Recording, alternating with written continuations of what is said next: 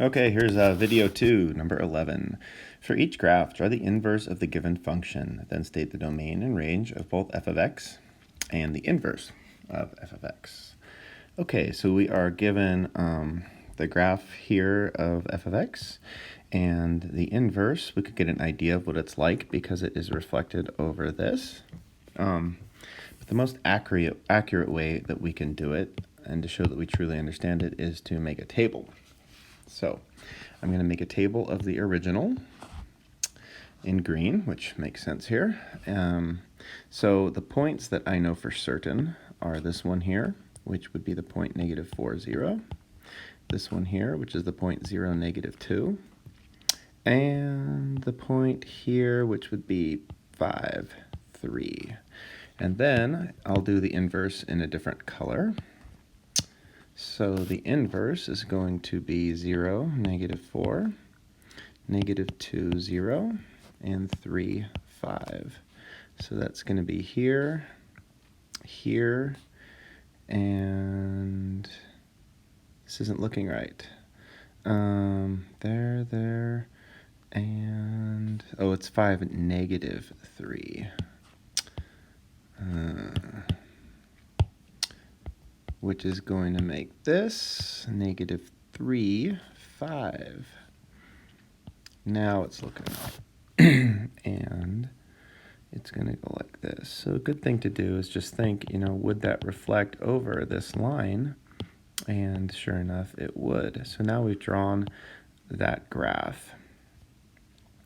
And now let's do the domain and the range. So the domain and the range of the original, I'll stay in green. So the domain is the x values. So remember, we start kind of sliding across the x-axis like this.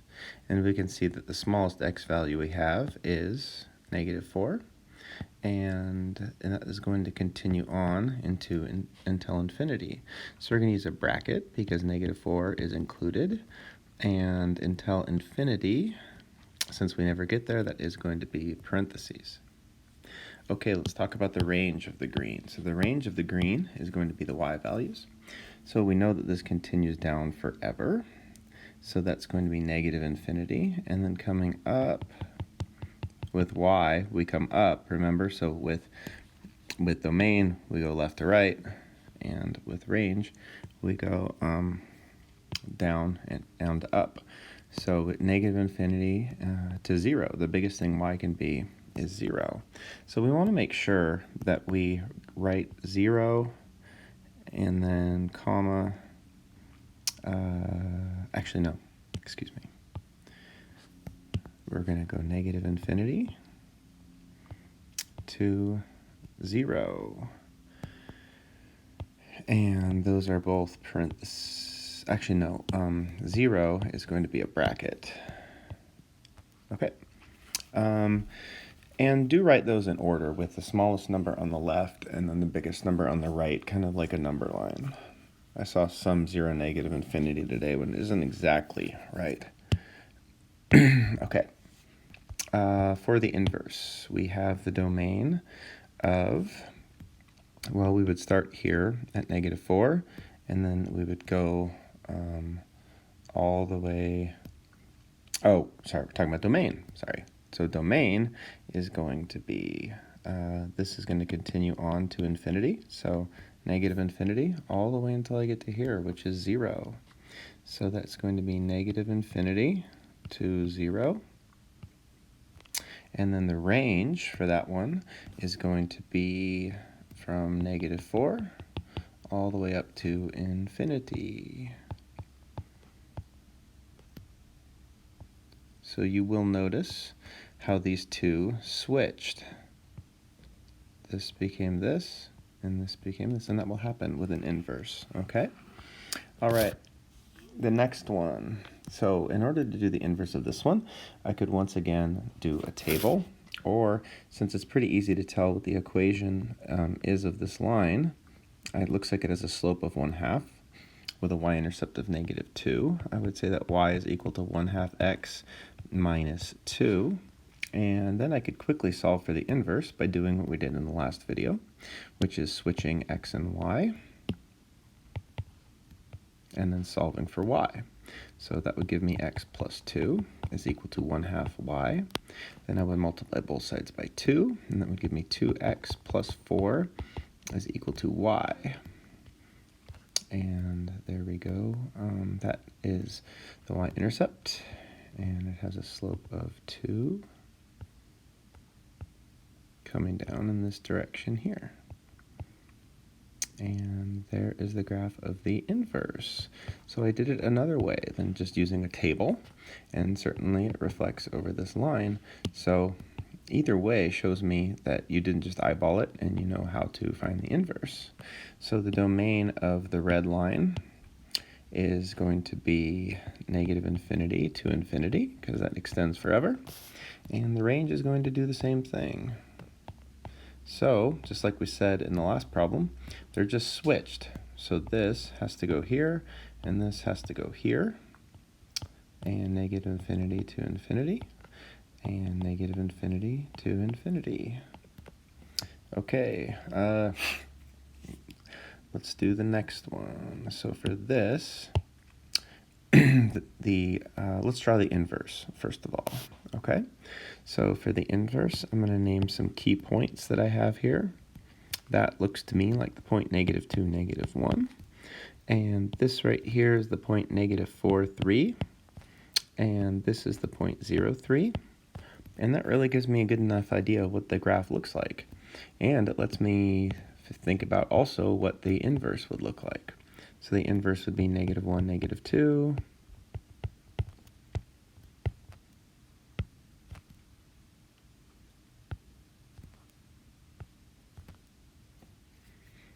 Now something looks a little bit off about that, so that tells me that there must be a mistake somewhere, and I was graphing a little too quickly.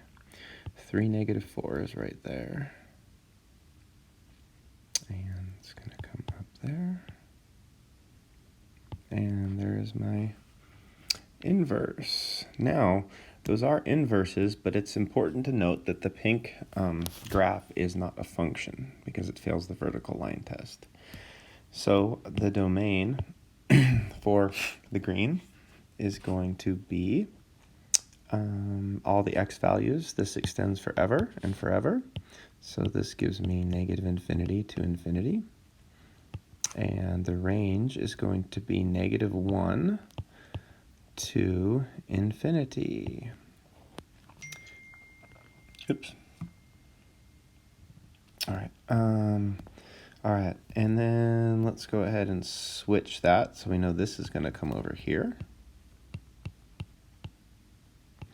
And we know that this one's going to come over here. Okay, looking good. Next one.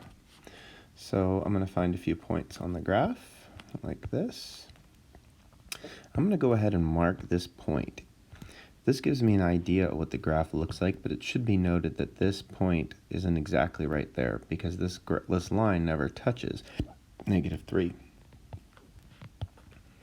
But it does give me an idea what the graph looks like. So here's the points that I know. Oh, it looks like that one doesn't land perfectly, so I'm going to ignore that one.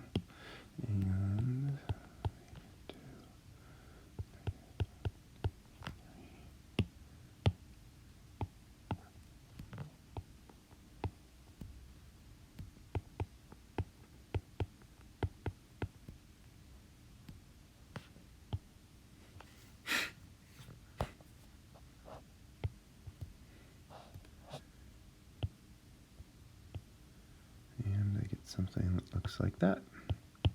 And it reflects over y is equal to x. Domain for the green. -infinity to infinity. And the range, well, y can't be these, but it can start here at -3, but it can't be -3 because we talked about how that line never touches. And it's going to extend to infinity. So my range is going to come on over here. And over here. And we're done. What's the relationship between a function and its inverse in a table? The x and y values are switched,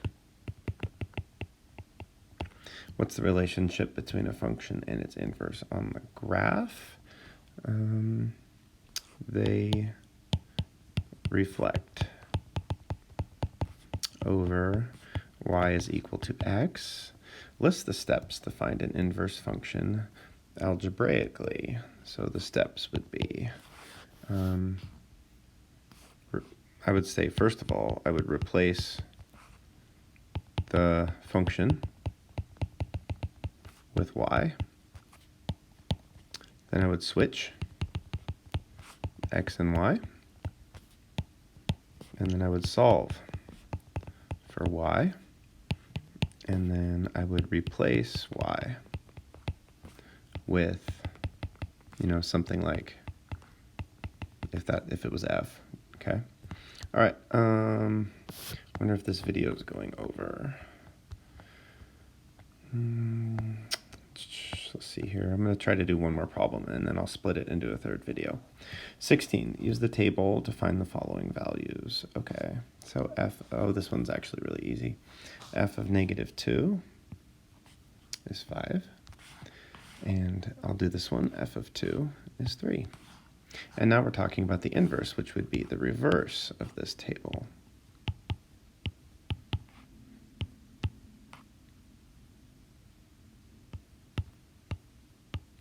So for this, I'm going to use the table that I just made. So f of 2 would be -1, and f of 3 would be 2.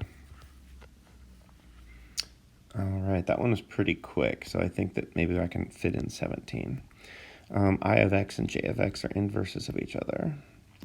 So j of 6 is equal to -3.